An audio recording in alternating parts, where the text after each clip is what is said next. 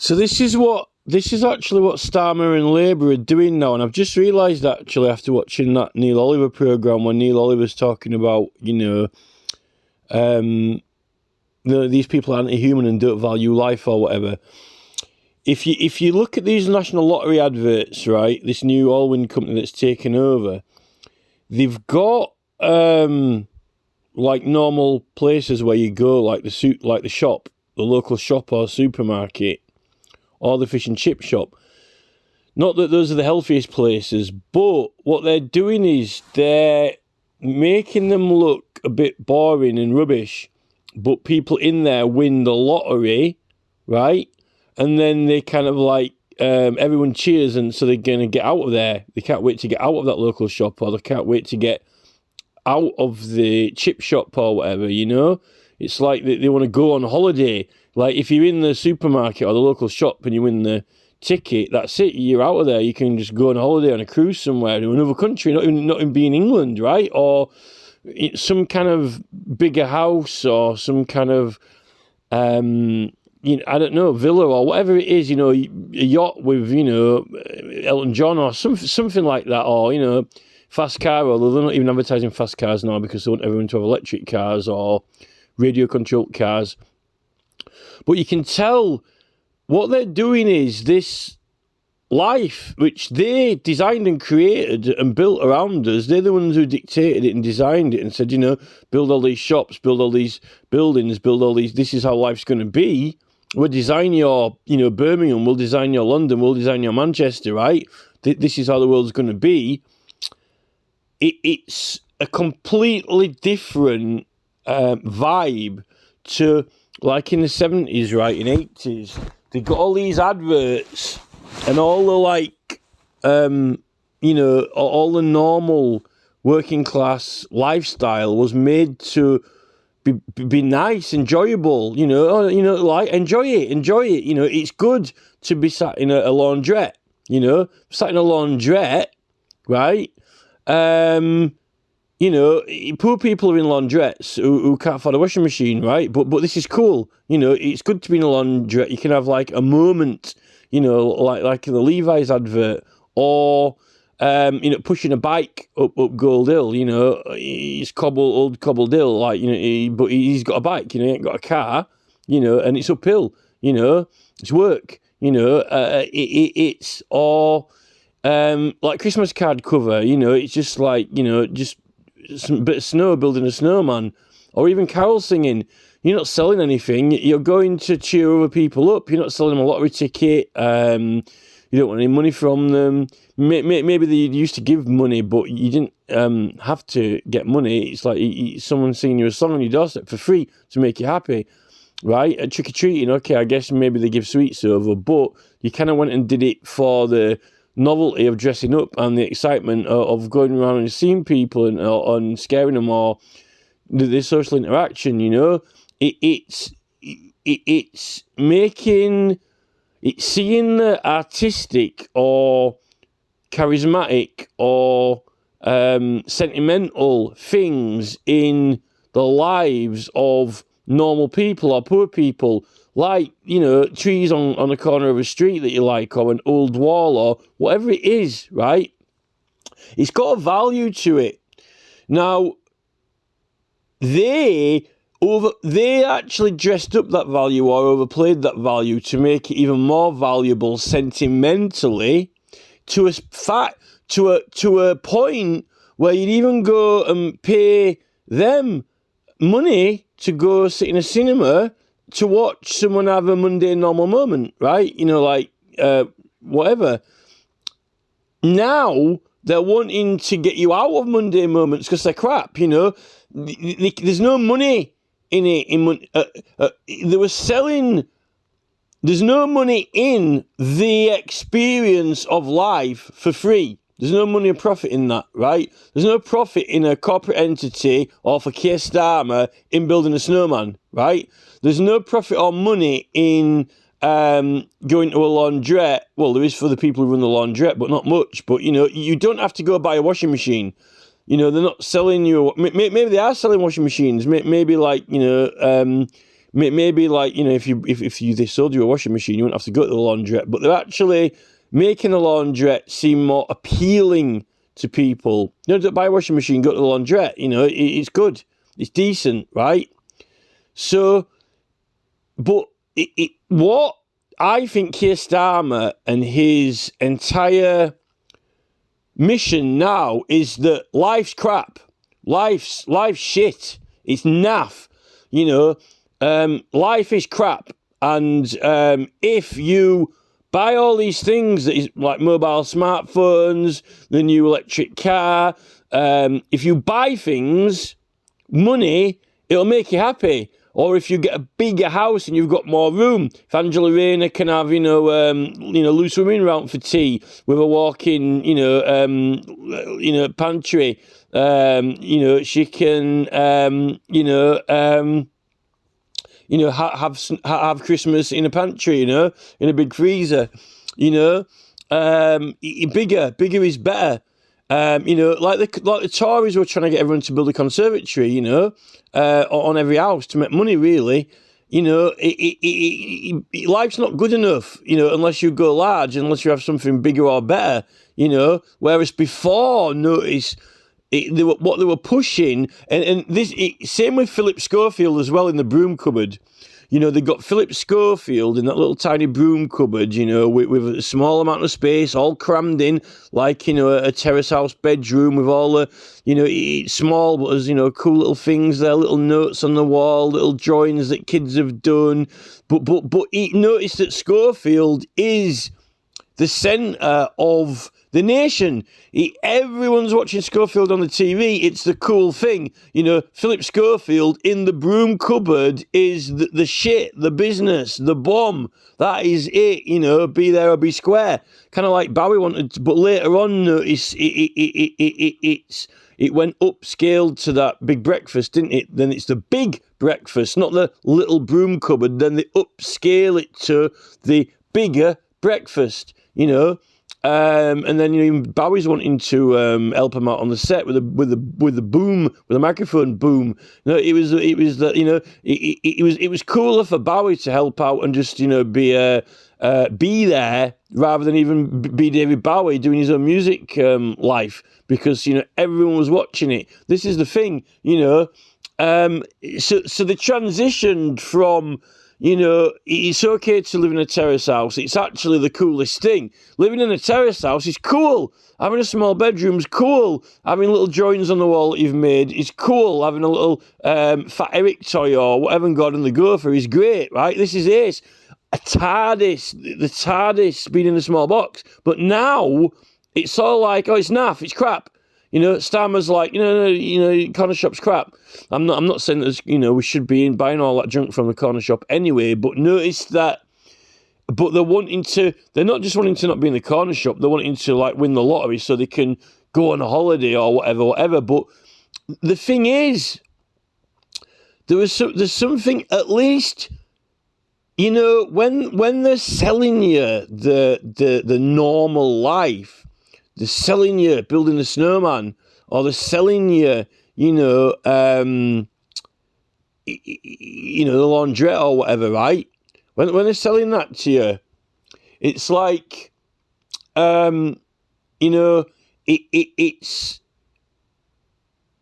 they're actually making money out of it as well. They're making a profit, and a business, they're making, corporate money out of getting you to hand money over for a picture on a Christmas card or whatever it is, or a TV advert of something that you can already do for free. You can already do it for free. You can already go there for free. But they're even taking money. You're paying for a picture of something or to go watch a scene in a film that is normal, mundane. Right? Like, on The Lost Boys, doodly-doo, doodly-doo, like in a comic book store or whatever it is, even at the fairground, just walking around the fairground, with Kiefer Sutherland, so it's, or even, this is the thing about movies. But now, like I say, it's they're scrapping that now. Why weren't they saying, life's shit back then? Making snowmen is crap. Making a snowman's crap. Why weren't Labour Party doing that back then? Why? It's like, no, this is good. This is ace. You want to get to the laundrette because, you don't want a washing machine. You don't want a car. You want a push bike, push up the hill. Now, no. Don't want to be poor. Poor's crap. Back then, poor was great. Being poor was amazing. Now, notice, they want more. And they're even making, notice how, mundane, and then the thing is, and also now that they're trying to make out that, the streets are crap, the country's crap, everything's rubbish, you need to redevelop it, well, you need growth, building, everything in England is shit, according to Keir Starmer. England's crap, it needs redeveloping, the town's crap. City's crap. We redevelop it.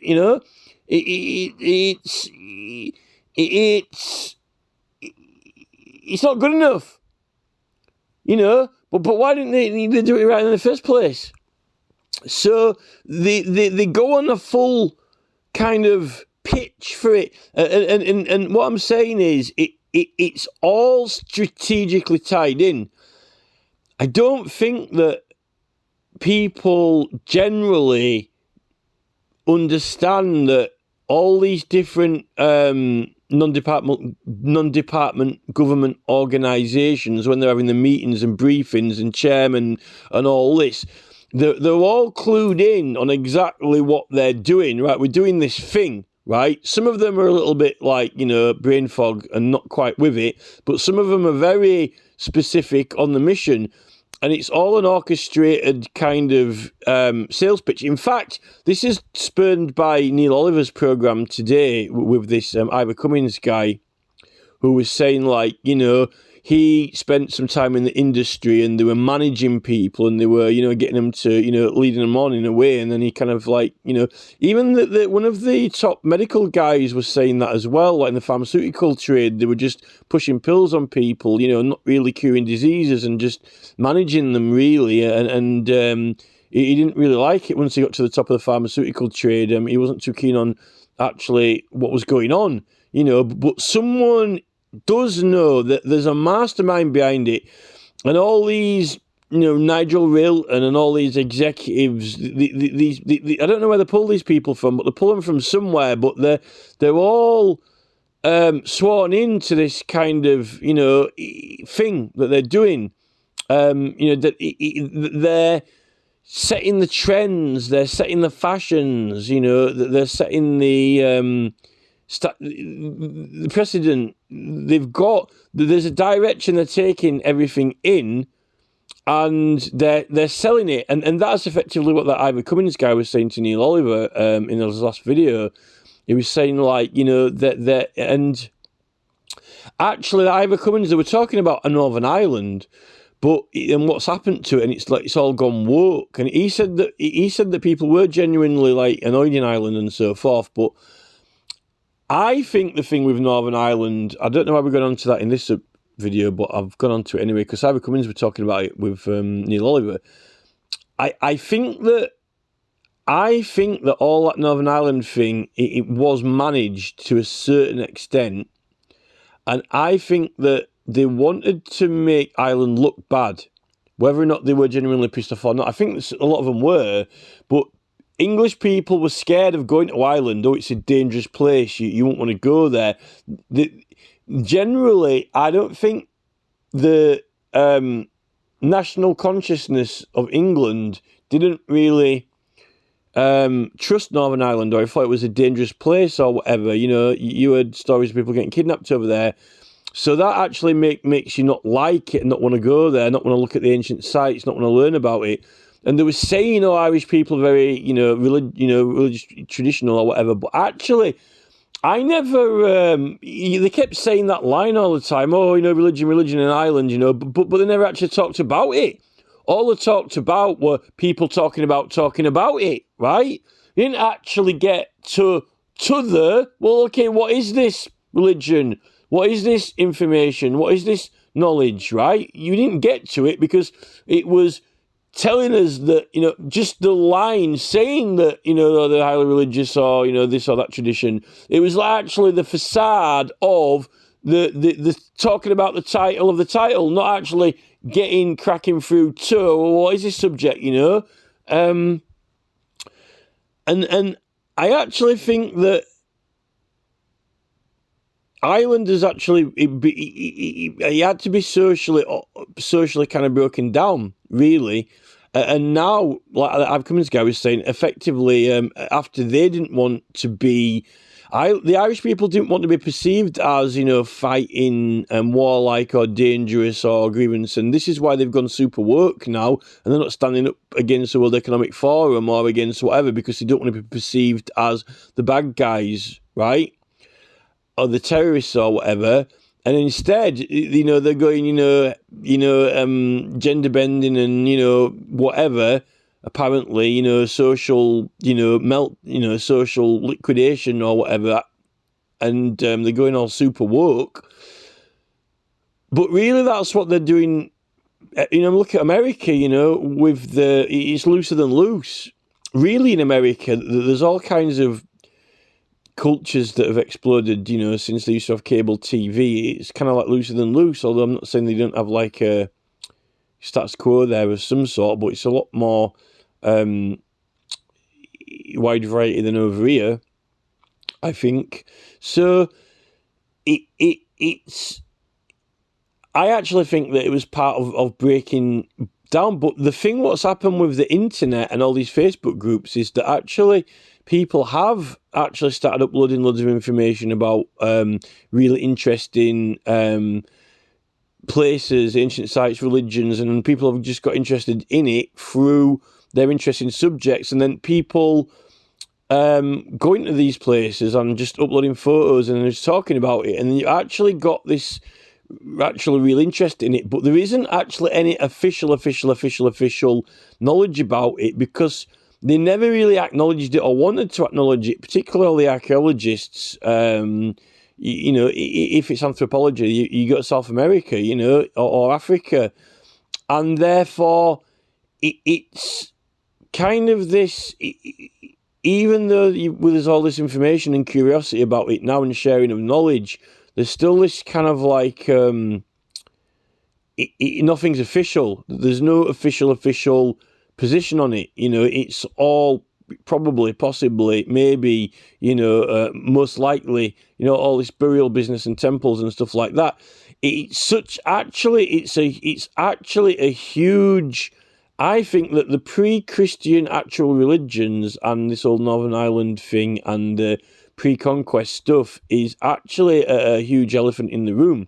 They'd rather, be distracted by statues of Winston Churchill or, concrete statues and, Sir Walter Raleigh and God knows what, awarded and commended people after a certain date, because, other than Alfred the Great, and maybe Boudica, and the Romans, what other characters or figures are there? We don't really know any of them.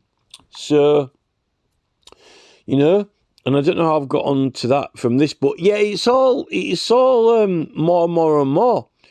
I think even with the old Labour Party, I mean, Jeremy Corbyn's kind of like thing with and George Galloway with their socialism, that all that's been broken down because it's anti-corporate socialism and very strong social bonds and unity, in communities is defeats corporate. That's why they pulled the juries out of the magistrates' courts, particularly for civil cases.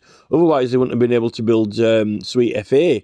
They wouldn't have been able to build nothing like they've built all these ridiculous corporate art stuff. They wouldn't have been able to do it. And a lot of the things are junk. That Dragon's Den will hate this.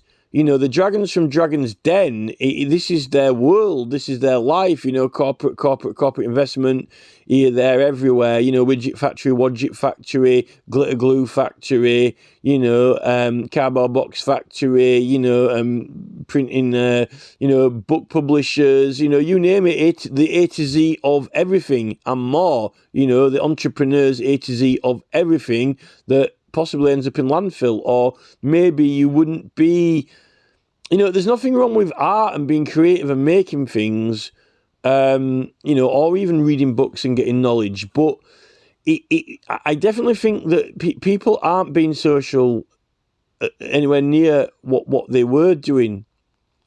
People are becoming more either solitary or only speaking or meeting remotely and things. So, and a lot less tolerant.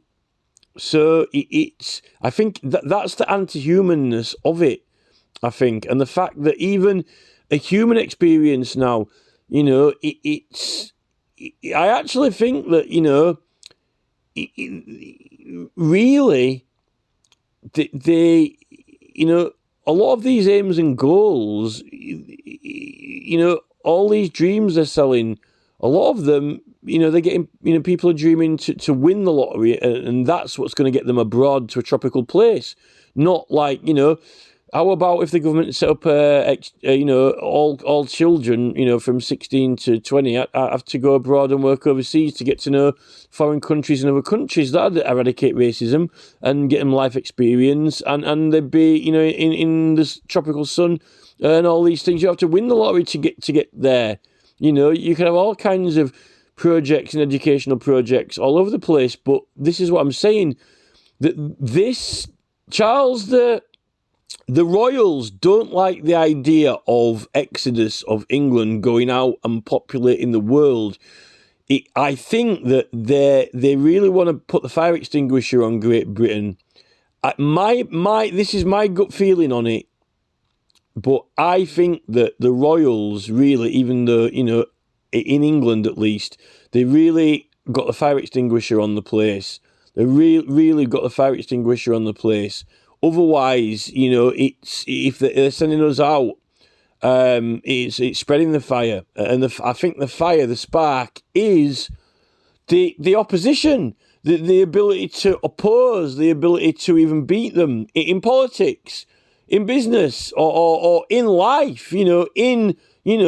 No, Charles, we don't want a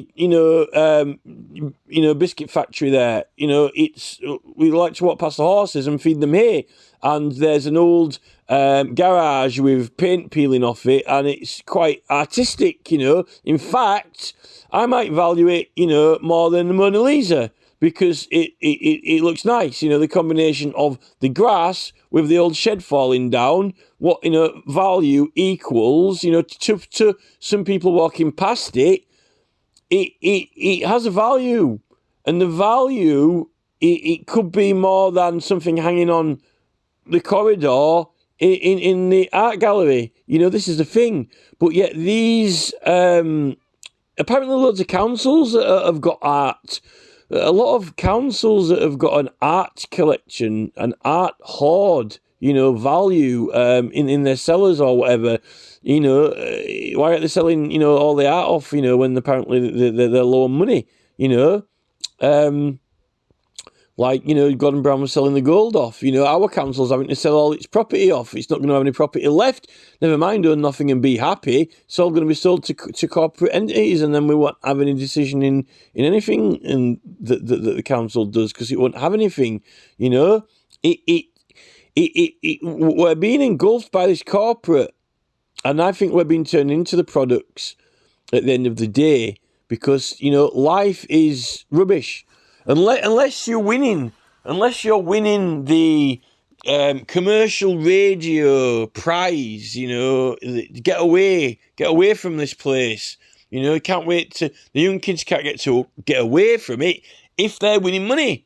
Not why don't the government pay for them to, have, all these different, Robert F. Kennedy Jr. is talking about all of the criminals going and working on farms and getting to learn a good day's work and grow crops and all this, but legalise cannabis and pay for it all, right? It's like that, kind of, really. But, you know, it doesn't have to be growing crops in the fields or whatever. It could be in Africa or wherever, you know. There's a reason. There's like a big reason why all these people, like the Chancellor we've got now, apparently was big for, you know, bringing people into the country, not sending people out of the country, because they want to build crap here, B&Qs and, you know, McDonald's. That's why. But if they hadn't have built McDonald's, if they hadn't have built B&Qs, if they'd have built themselves decent houses in the first place, so now they wouldn't have had to build any. And then if people were going out into the world in all these places like Australia and Russia and America where they've got plenty of room, then we wouldn't have anyone arguing about, you know, building too much here in the wrong places, because we'd be, you know, people would be going out. And they're really they're vehemently opposed to that. And I think the reason is because they really actually do, it's like Northern Ireland, you know. They don't want actually a fair contest or competition. It's like the Oxford versus Cambridge thing. It's to do with that, and that was the thing to do with Northern Ireland, and they ruined their reputation at the end of the day, and now they're just, you know, reduced to, you know, wokies and social melts. So that's what Ivor Cummins was saying anyway. So, you know, it is anti-human, because socialism and love is the antidote to profit and enterprise. Because you do things because you're a community and you volunteer and share more. You don't sell things for profit. And, you know, I don't think that this kind of like, you know, oh, then we're not making progress. It's tosh. We're always making progress because humans are cute. You know, you always have, you know, inventors and, you know, people who are into tech things, because that they're always doing that. You just wouldn't have it in an industrial scale. You don't have to have tech on an industrial scale to make progress. But they're not just making progress, they're making profit for themselves, and the technologies are getting them this new moderating power where they can, you know, just like on Facebook, effectively. The government wants to be like, you know, a Facebook administrator where they can, you know, block, ban people and, you know, have a bit of muscle over stuff, even though we're meant to have rights, you know, and they're already doing it unlawfully on Facebook. Against the Public Meeting Act. The government, you know, this is what Neil Oliver was saying. They do like this idea of this China social point system, which we've already got on social media, because it's like, you know, how many followers have you got? How many subscribers have you got? You know, how many comments have you got? How many, you know, people, you know, you meeting or whatever. It's all numbers.